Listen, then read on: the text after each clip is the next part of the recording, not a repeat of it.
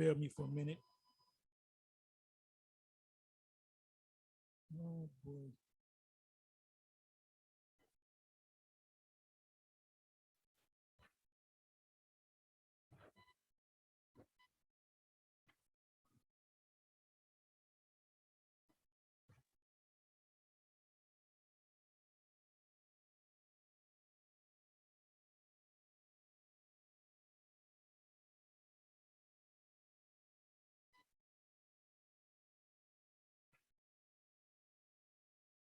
Okay.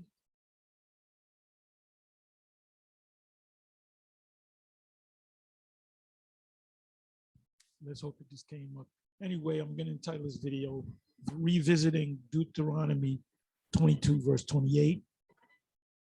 And this is a controversial scripture. We go back,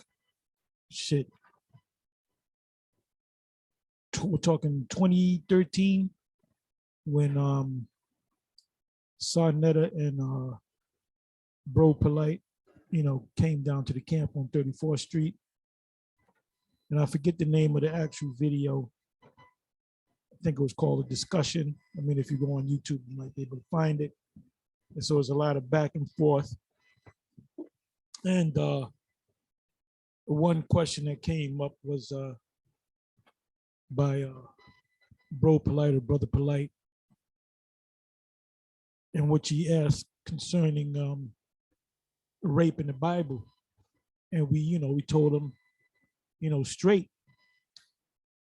And from that, meeting, it caused a big controversy with all the other Israelite camps, and they came against us. Groups like IUIC, and they did videos, and when we did counter videos, and the Sakari, they were dead set against it. And in process of time, you had these different meetings, and the subject kept coming up, Deuteronomy chapter 22, verses 25, 28, 29. And there was a meeting between Brother Polite and the head of Sakari. He fancies himself as the chief high priest, Eleazar. And even I would guess that Brother Polite went and really studied that and went into the Hebrew and went into in depth of this particular precept right here. Very controversial at that time. Now, as of, I don't know, 2, maybe 3 months ago, Sarnetta came out and basically said the #1 camp out there is GMS. And one of the reasons why they're the #1 camp out there is because of the rape doctrine. And Sarnetta said that the rape doctrine is true the way GMS breaks it down. So rewinding back to the meeting between, and I hope I could find that video. I'm not going to even try to find it. We're talking about almost 10 years ago. If somebody can find it, they can put it in. We can replay it or whatever. I'm talking about the meeting between Brother Polite and the chief high priest and high exalted Grand Poobah Eleazar. Laugh out loud. Anyway, they had the meeting. If you know what, let me see if I can get it. Let me see if I can get it.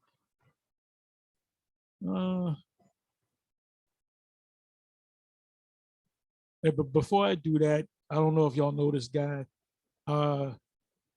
He goes by the name of Huhai Ka, which he's a nephew of High Priest Ariyah. Now, come to find out, Ariyah's sister is the mother of this man right here. And I remember Ariad's sister, she used to always wear white. You know, she used to, not that she wore the same garment every day, but she wore white. She was known for wearing white. Anytime I saw her, one of the times that I saw her, she had white shoes, white pants, white dress, white top, white turban, white, you know. And so I found out, oh, that's the mother of this brother right here. Now this brother, this is a video that House of Consciousness, which is Sarnetta put up about a month and change ago, because this guy passed, I don't know, 3 years ago. He I believe he had a seizure. He had problems with a seizure. Now, if he had came to us, we would have helped him. Not saying that we would have saved him, but we would have helped him. We would have showed him where to go. Because a lot of Jakes, they got these ailments that you don't got to run to Esau for every fucking thing, man. There's remedies, man, old school remedies, man, that your grandmama used to make from Haiti, from Puerto Rico, from Ghana. We didn't have to run to Esau all the time for everything. We had home remedies, man. Apostle Ramlab had gave me a home remedy of pure raw honey and onions, where you take both of those ingredients and you boil them for an hour or two, render them down, you pull out the onions, and you got the honey infused with the onions, and the active ingredient from the onions, I believe, is a sulfur, which is like a cure-all. So I've been taking that and other things. I did a soda, the thing called a soda doping. Look that up. That's all you need to know. Because I was constipated. I did the soda doping thing. And in about 15 minutes, it opened me up and I went to the bathroom. And you felt it, because baking soda is also known as bicarbonate of soda.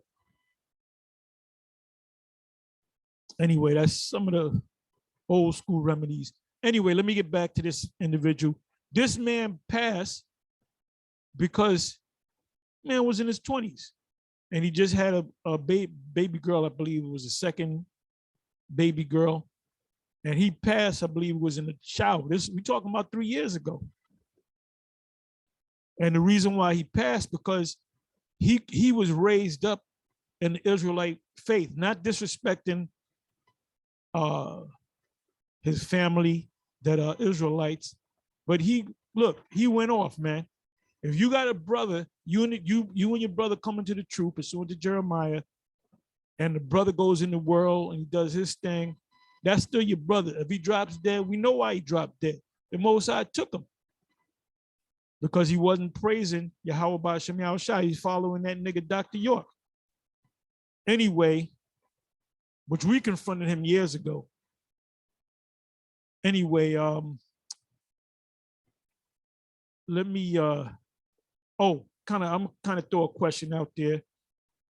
I came across a video that Deacon Hakar had put up with one title, and I'm watching the video. Then he's going into it. We're going to talk about GMS and the law, because they believe that you need a savior. Well, I'm not putting words in their mouth. They can correct me as to what exactly they said, because you know how Jay good. I never said that. Okay, well then correct me. But what you do say is you got to keep all the laws, and that's the only way you make it to the kingdom of heaven. Now, the Lord did say that. But he said it with a caveat. In Matthew 19, he told the rich man, you want to go to the kingdom of heaven, keep all the laws. The rich man said, I do. I keep all the laws. He went down the line. Thou shalt not kill, thou shalt not commit adultery. So was he supposed to have access to the kingdom of heaven? Well, pursuant to the Sakari, yeah. But you know what the Lord told him? He said, you lacking something. And that's not above the law. Giving your riches to the poor, disposing your riches to the poor is not a law. So he wasn't going to go to the kingdom. Eventually he was going to go. Anyway, let me go to that. Let me go to that. Now I did when you go to Ephesians, when you go to Hebrews, when you go to the letters that Paul wrote, he explains it over and over again. All you got to do is go to Galatians, the 3rd chapter. Okay, where did I say I was going to go? Oh, Matthew 19. Let's go to that. We'll try not to make this long and drawn out. But you know how the Spirit rolls. You know how the Spirit rolls.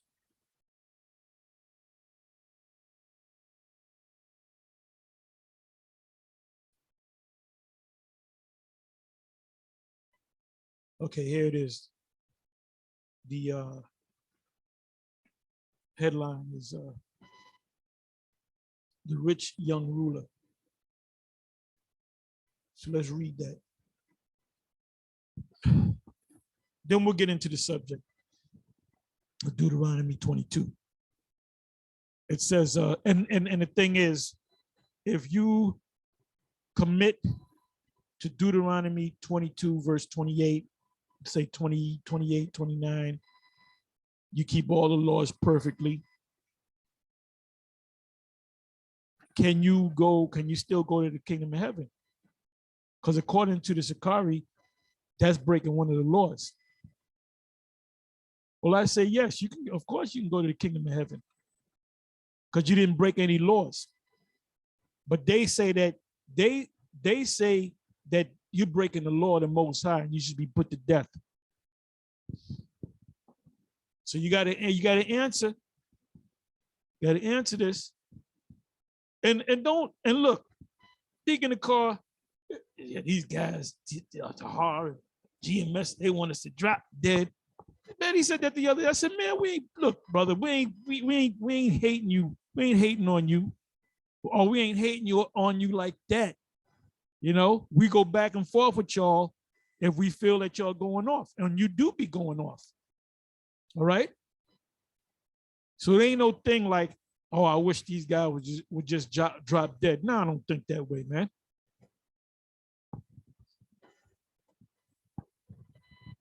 Anyway, let me read this. And behold, one came and said unto him, good master, what good thing shall I do that I may have eternal life? That's the question. Which is the kingdom of heaven, eternal life, to live forever. And he said unto him, why callest thou me good? There is none good but one, that is the Most High. But if thou wilt enter into life, keep the commandments. Which I'm with that. Keep the commandments. If you're perfect in keeping every last one of the commandments, not breaking one, not a jot or a tittle. Now that word jot goes back to the Hebrew Yah, which is the smallest character of the Hebrew alphabet, which means the littlest thing. If you break the littlest law, it says in James 2, you're guilty of all, right? So is it possible to keep the laws? You want to try to keep the laws to the best of your ability. You want to do your best to keep all the laws. But have you kept all the laws? No, because first of all, you wasn't raised up as an Israelite. You was raised up as a Roman Catholic, a Islamic, Baptist, a Methodist, Pentecostal, an atheist, whatever the hell you was raised, whatever rock you crawled from up under. You have those sins that you got to deal with. You were eating pork, you were eating shrimp. You didn't know any better. You wasn't honoring the Sabbath. You getting them girls, and you wasn't honoring the Sabbath. We were committing adultery when you're getting them little girls passing them around with your boys. You know, that's adultery right there. It says in Acts, the Lord winked at us. I'm not going to go to that. Somebody can put it in. It says, anyway, it says, and he said unto him, why callest thou me good? Now, why did the Lord say that? Y'all put it in the comment section. There is none good but one, that is Yahweh. But if thou wilt enter into life, keep the commandments. He saith, so now this got to be Sakari talking right here. He saith unto him, which? How shall I say, thou shalt not murder, thou shalt not commit adultery. Where's the Lord, where's Yahweh quoting from? He's quoting from the laws, which they call the laws of Moses, which is really the laws of the Most High. Thou shalt not steal, thou shalt not bear false witness, honor thy father and thy mother. What laws is he quoting? The 42 negative confessions? He's quoting from the actual laws that were given to the sons of Israel during the time period of Moses. The Lord gave the laws to Moses. Moses gave the laws to the sons of Israel. Actually, he made them swallow the laws, which represents the new covenant. That's what that act that Moses did represented the new covenant. Because the only way you're gonna keep it perfectly if the Most High shoves it down your throat, meaning put it in your subconscious, put it in you, program you. So the Most High always had in his mind the laws that he gave you written on stone. It was always in his mind to put it in your heart. Ultimately, that's what he was going to do. And that's the only way you can keep the laws perfectly. If the Most High programmed you to be a perfect being under him, we're a special people. We are a special people because we're the only people that's going to be perfect. Honor thy father and thy mother, and thou shalt love thy neighbor as thyself. So if we say we hate you guys, we wish the Most High put your ass to death, then guess what? We're breaking one of the laws. The young man saith unto him, all these things have I kept from my youth up. What lack I yet? That's Sakari talking. Yeah, we keeping all the laws. We keeping all the laws, except Deuteronomy 22, because you're getting on us about it. And when you got confronted about it, see, when you get confronted on things, you like to run. That's why Brother Polite confronted you, because Brother Polite saw it. He read it, he studied it, he understood it, he accepted it, and he presented it to you, and you were playing games, man. And look, when you came down to 34th Street, what was the first thing that I confronted you with? The rape doctrine and the niece thing. I said something about it. And you see your niece, and she started to get built. And then he did a video, this was years ago, that to hog, he got a thing for his niece. I said it in general, man. I ain't got no thing for my niece. I don't even know my nieces, man. My family's all over the place, man. I don't know how many kids. I don't know who fucking died. Oh, that's the only time I find out about families, when somebody died. Oh, so-and-so, your sister died, your brother died, this one, your uncle died. Other than that, I don't get with them. We all live, man, I got family that live down south, man. The hell are you talking about? Partner. Anyway, so he said, so I confronted him about that because he said, well, Tahar, that's what you said. You can come and, confront what I said in love. Anyway, I brought it up, and you kind of dismissed it. You didn't want to deal with it. Brought up the rape thing. Let's deal with the rape thing. You dismissed it. You really didn't want to deal with it, I mean, you guys came, boom, boom, boom. Anyway, it says, Yahweh said unto him, if thou wilt be perfect, that's the key. Ain't none of you niggas perfect. That's that's a topic right there for you, Apostle Rhyme Love. Ain't none of you niggas perfect. Let's look up the word perfect.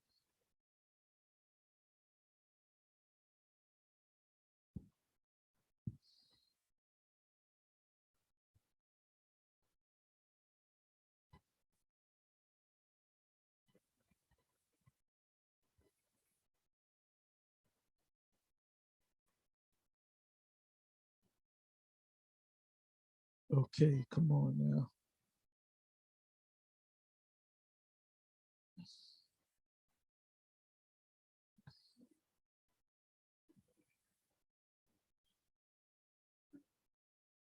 Let me let you hear that again.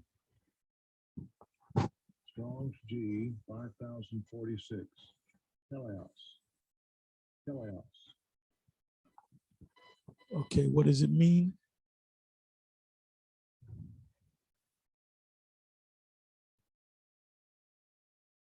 Brought to its end, finished, wanting nothing necessary to completeness, perfect, that which is perfect, consummate human integrity and virtue of men, full grown, adult, of full age, mature.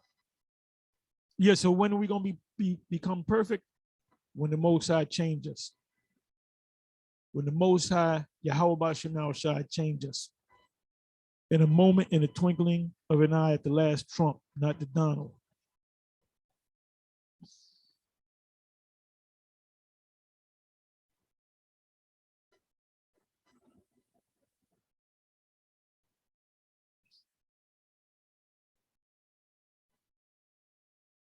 Yahweh Shai said unto him, if thou wilt be perfect, go and sell that.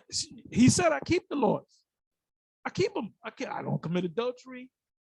I don't kill. I don't steal. I don't bear false witness.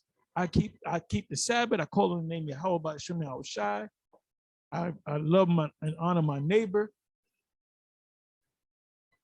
So he keeps the laws. He keeps the laws. So it says, Yahweh Shai said unto him, if thou will be perfect, go and sell that thou hast and give to the poor, and thou shalt have treasure in heaven, and come and follow me. But when the young man heard that saying, he went away sorrowful, for he had great possessions.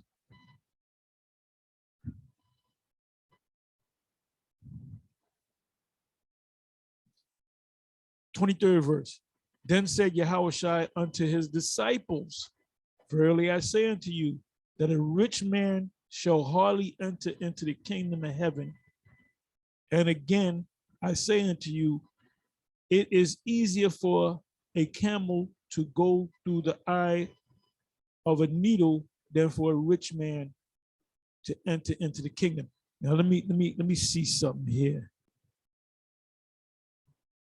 Let me go the eye of a needle. Let me see what they say. See what these scholars got to say about this.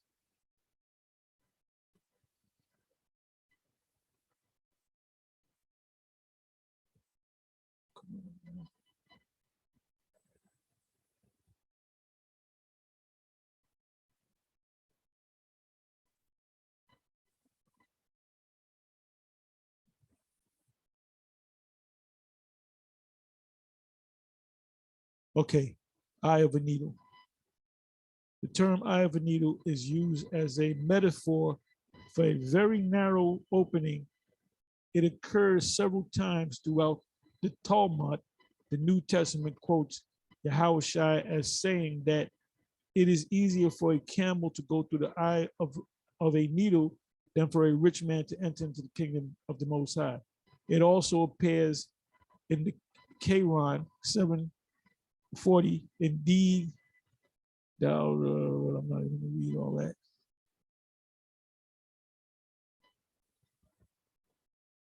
I don't like that definition. Okay, let's look at it this way. What is the eye of the needle? Matthew 19:23-24. the way this illustration goes is as follows. There is a gate in Jerusalem called the Eye of the Needle, through which a camel could not pass unless it stooped down, meaning humble itself. And that's what the rich man was, the young ruler was lacking. He didn't want to humble himself. The Lord said, look, take all that you have, sell it, give it to the poor, and then follow me. And start being naked, come into this thing naked. He wasn't ready to do that, man. And had all his baggage first removed. After dark, when the main gates were closed, travelers and merchants would have, click on that.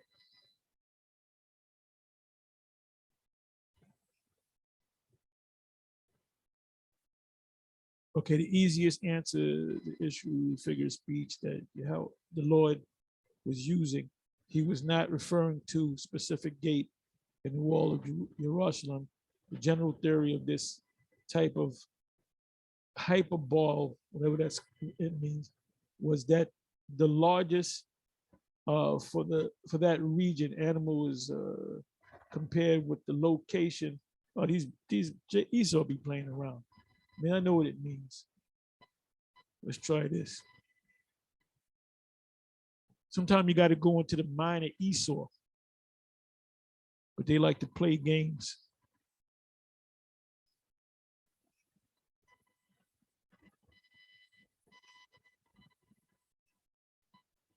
Yeah, they play the game. It means a camel. They did say it. It means that a camel has to humble himself. And you had a hard time humbling your camel for your camel to go on his knees. So that's that on that. We ain't gonna stay on that.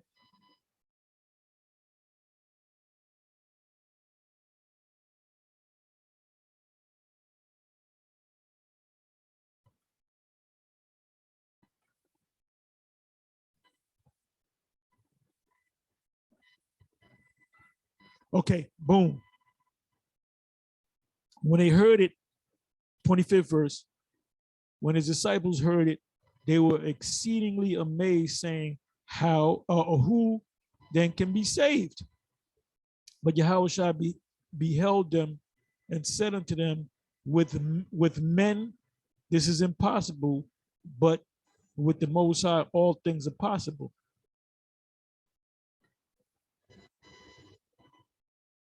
That's all I want to deal with.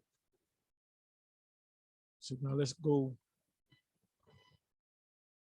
right to the Deuteronomy 22 verse 28. Let's see what these so-called scholars got to say about this. And let me go here. Let me go over here. Let me go to Deuteronomy. I believe that's 4. Deuteronomy chapter 4.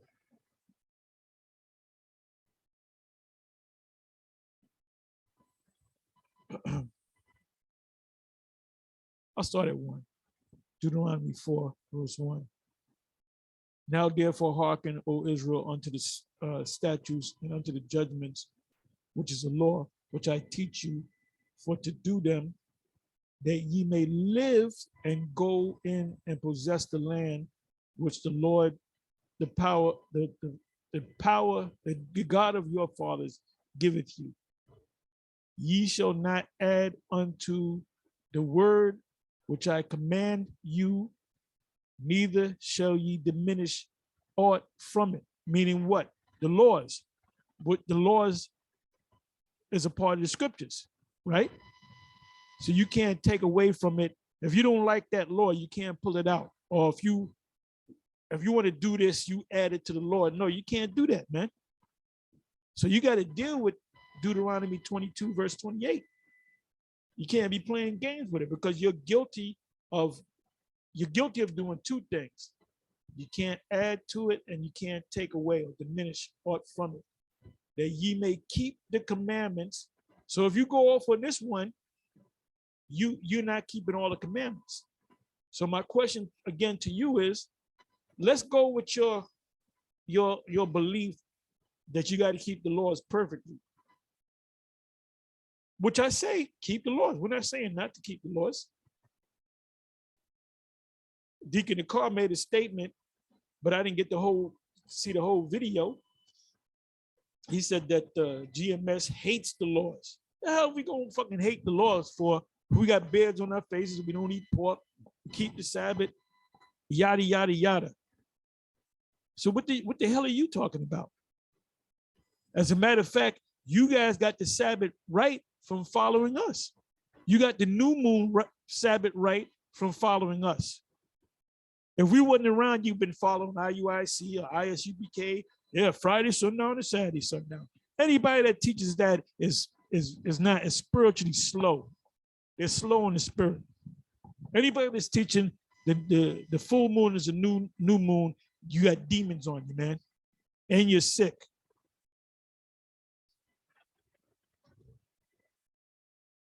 Second verse again, Deuteronomy 4, verse 2. Ye shall not add unto the word which I command you, neither shall ye diminish aught from it. So if I commit the act of Deuteronomy 22, verse 28 and 29, or 28, can I go to the spirit? Or can I go to the spirit realm? Can I go to the kingdom? Can I go to the promised land? Oh, and by the way, the kingdom is on the earth any goddamn way. So guess what? All Israel is going to be on this earth in the kingdom. Oh, you ain't going to make it in the kingdom. You can be the wickedest nigga in the world, and your black ass still going to make it to the kingdom, meaning you're going to be a part of Israel, but you're going to have to die first and then come back as a newborn babe. And for all you clowns out there, you got to wear the fringes every day. When you your pajamas, you got to put fringes on your pajamas. You got to put fringes on your skivvies.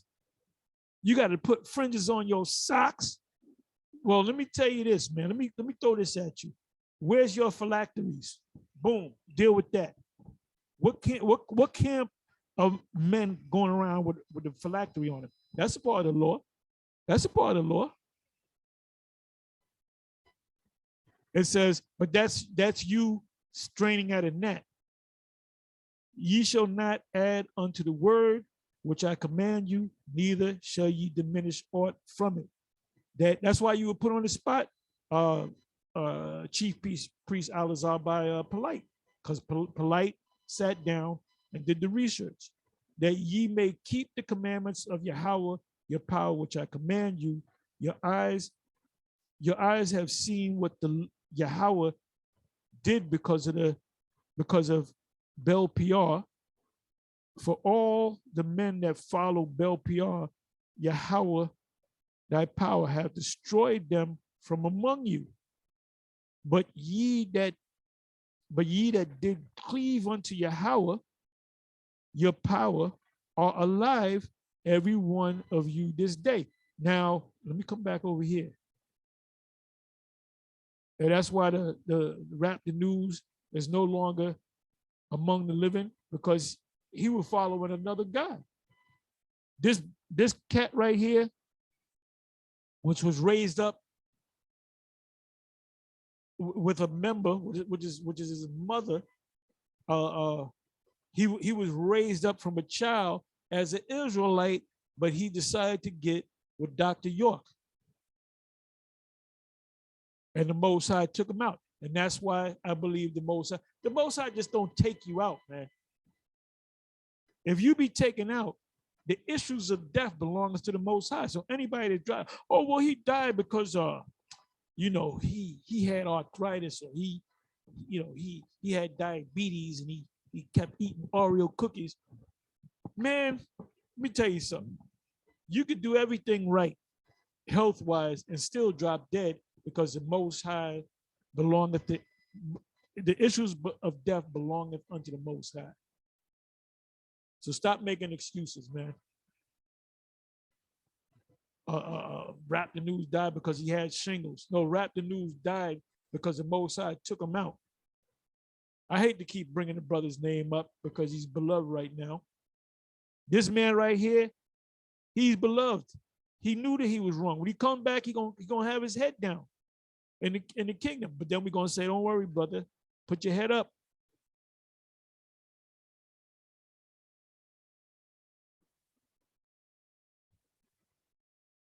Okay, here we go. And you know what, man?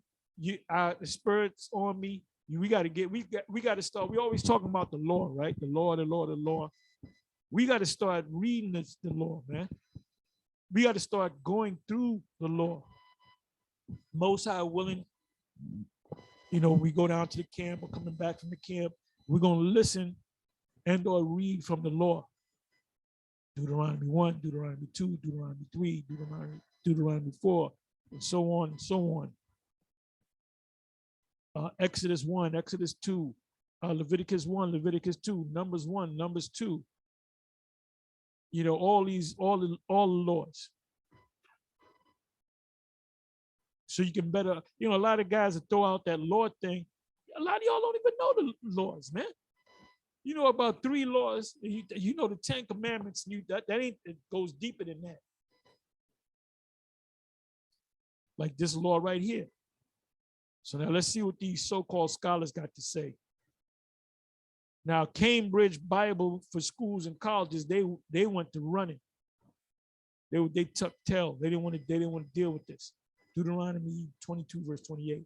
If a man find a damsel that is a virgin, the word there is bathwala, which is not betrothed, engaged, and lay hold on her. That's the key word. Lay hold, and lie with her, and they be found.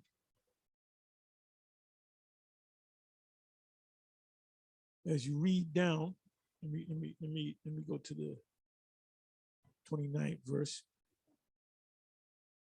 Then the man that lay with her shall give unto the damsel's father 50 shekels of silver, and she shall be his wife, because he have humbled her. He may not put her away all his days. And usually with that act, because raping a woman is a stupid act, because most of the time she came out pregnant, man. I would say damn near all the time. So you had a wife and you had a baby, and you can't put her away. You can't get tired of her.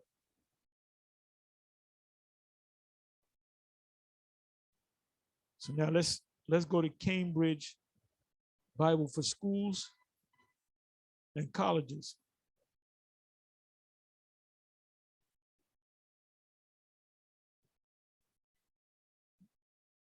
(28-29) Of intercourse with a virgin, bathwala, a woman that never been touched, not betrothed, not engaged, the man shall pay a bride price. See on Deuteronomy 22, verse 22, and marry her without power of divorce. For seduction, Exodus 22, verse 16. So let's go to Exodus 22, verse 16. So some of these other camps, they said, well, the full understanding, see, GMS, they don't got the full understanding. This is the full understanding. When you go here to, let me come back over here.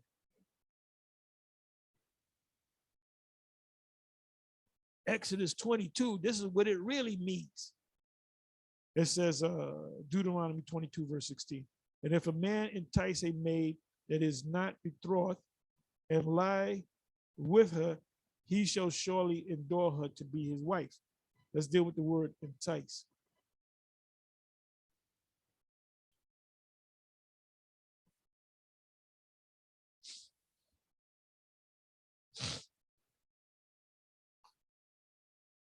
Patha,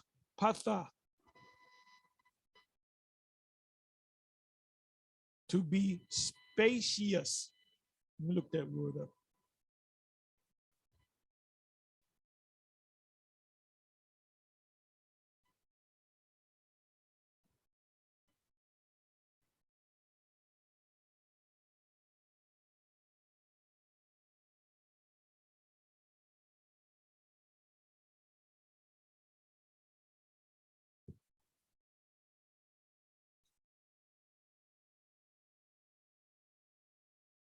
Definition.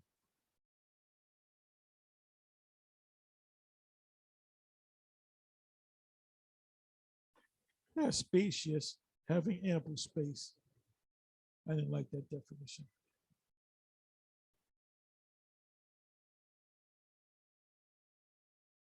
To open, well, that means you want to open it, you want to open a chick up. All you men that dealt with women, I'm pretty sure you want to do something with the woman.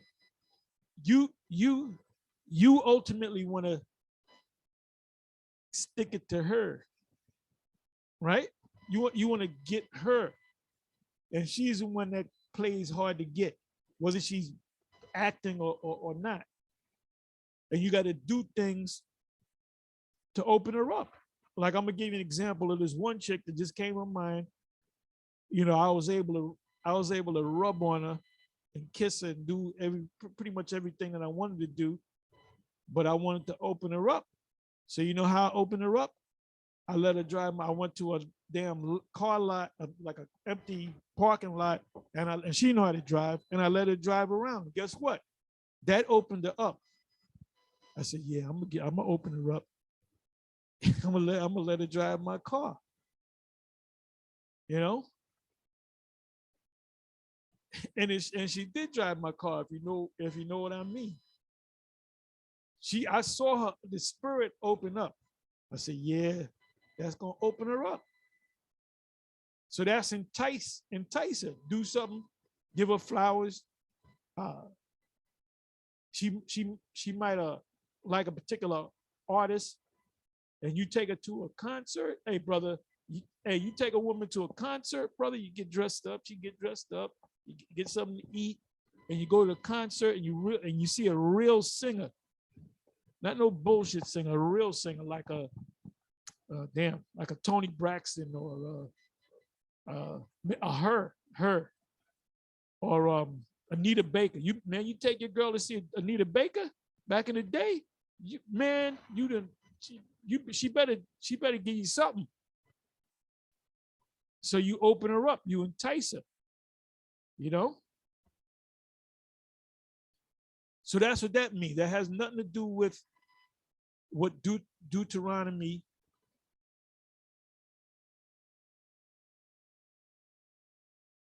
22 verse 28 is completely different. You got one guy that seduces the woman, and that's what I believe. They don't give you the full story of Mary and Joseph and Mary. Joseph and Mary were engaged to each other by the father Heli. That's Mary's father, which his line goes back. He's a Judite. High priest Ariah said that Mary was a Levite. No, she was a Judite. Her line goes directly back to King David, King Solomon, just like the line of Joseph goes back to King David and King Solomon. So they both from the tribe of Judah, out of the line of David and Solomon. So you got to read Matthew's 1, and then you got to read Luke 3. And if you got a problem with that, what I said, come and see me on the comment board. It says, if a man find a damsel that is a virgin, Bathwala, hasn't been touched, which is not betrothed, meaning engaged, and lay hold on her and lie with her, and they be found. So I believe that Joseph was the one that actually enticed Mary, because they had to wait. They had to wait a month or whatever. And he was, look, we all men, right? We men, ain't we? You deal with a chick, you know, you get to a certain age, and you just want to do something, man. You know, you don't care about tomorrow. You just want to do it, especially when you're young, when you first, start messing around with these gals, with these galleys. But see, guys get emotional, man. And I'm gonna say this straight up. Chief high priest, which he's really not even he's not a chief high priest. He's just an Israelite that thinks he's a chief high priest. Because if he was a chief high priest, if you jumped in a time machine and went and knew how to speak Hebrew and went back to the ancient world, they wouldn't be saying no stupid shit like these niggas are saying right now. They would have broke it down. Just like I'm breaking it down. If a if a man find a damsel that is a virgin, which is not betrothed, and lay hold on her, and this is why IUIC got so goddamn emotional, because they don't go into the Hebrew. They don't check words out. They go by their emotions, which is of a woman. Women get emotional, not men. And lie with her, and they be found. Now the word lie with her, right? Let's go back over here. Let's go back over here.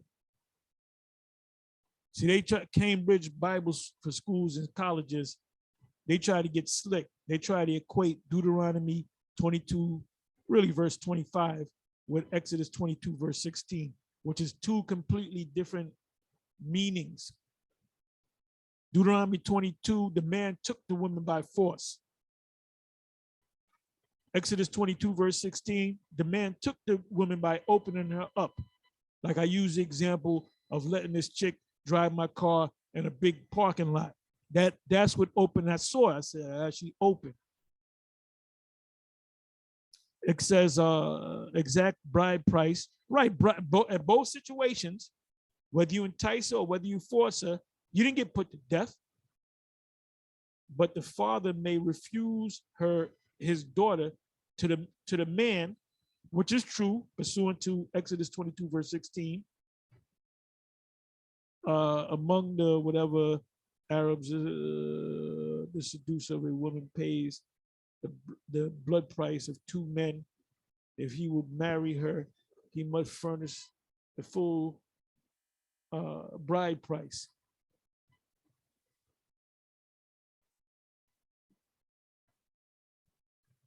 Not the same as in Deuteronomy 22, verse 25. Usually explain, listen now, listen. You can learn a lot from an Edomite scholar. Usually explained as what? Rape. But this is not certain. What do you mean this is not certain?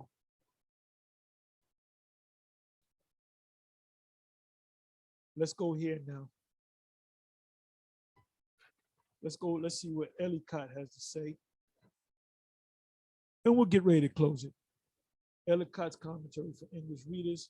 See Exodus 22, verse 16 and 17. We know what that means, the sin of seduction, or to entice a girl, open her up before marriage is punished by a heavy fine. Yeah, the fine of money. We have recently amended our own laws in the direction of this very precept. But the fact that marriage was made compulsory in these cases, right, the case of Exodus 22 and the case of Deuteronomy 22, verse 28. So if you took a woman by force, you're to marry her. If you took a woman by enticing her, you was to marry her and pay the father. In the case of Deuteronomy 22, is 50 shekels of silver. Not, I'm gonna kill your ass, you didn't rape my daughter. Let a motherfucker come and grab on my daughter like that. I'm gonna kill that nigga. And guess what? You're gonna be killed pursuant to the law of murder. See, we wasn't emotional back then, man. Like you niggas are today. That's why you punk ass, you funky ass Christians, man. You clowns. They all messed up over this one guy leaving the Christian faith, man. Vocab looking sad as hell, man. Your kingdom is falling apart, Vocab Malone. And I just went over your damn head, man. It seems, however, from Exodus, and see, these scholars, a lot of the time they get it right. You know, a lot of the time they get it right. Oh, HODC. They like I said, they're the weakest camp out there, man. They got all kind of over emotional, man. Situation came out with the brother Elder Yaikwab, wherever he may be. He got with a woman that was 16. He's in his 50s. She was 16, and they got engaged, but nothing ever happened. He told me, he said nothing ever happened. The whole thing fell through, mainly because of a lot of controversy. And they even kicked HODC, even kicked this guy out. They said, look, you guys from the HOI, you got to go. You, Sabak, all of y'all, Elder Yaikwab, y'all niggas got to go. Now, with all that, guess what? When all that shit was happening, Elder Yaikwab, he rolled up on our camp and he confronted us about it. And we said, well, you ain't doing nothing wrong. You ain't doing nothing unscriptural, unlawful, which he knew, but I guess he wanted to get like a confirmation from my mouth concerning it, but it fell through anyway because of the controversy, man.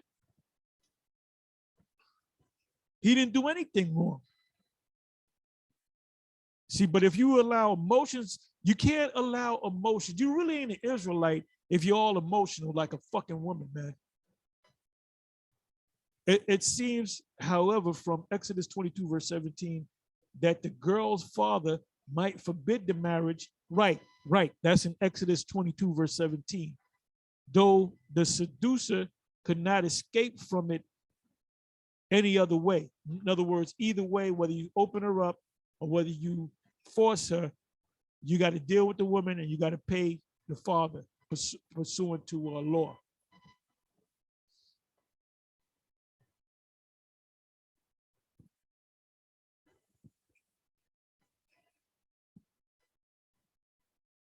Let me see here.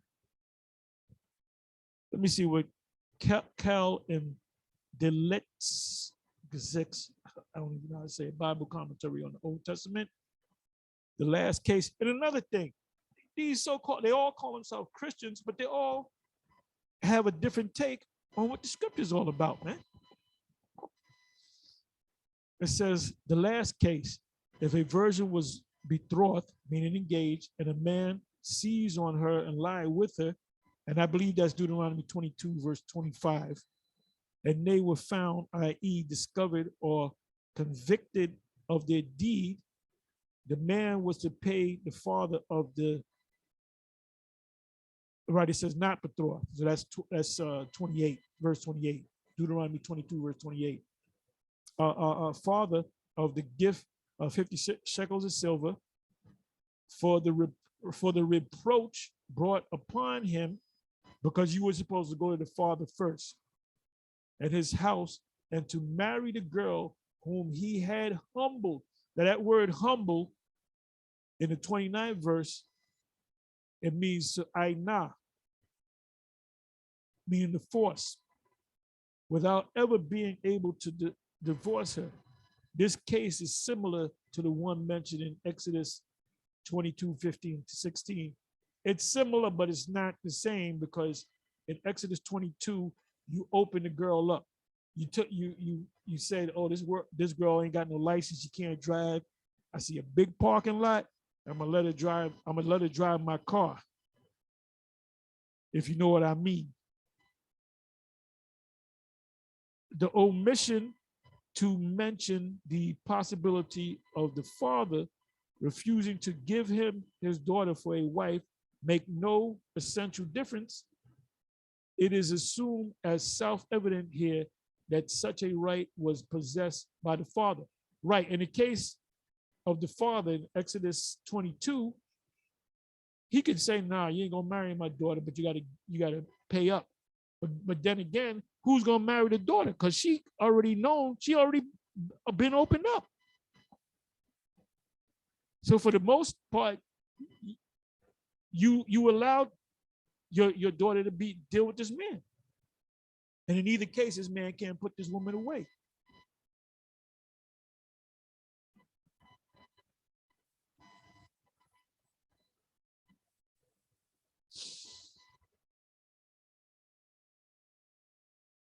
You know what?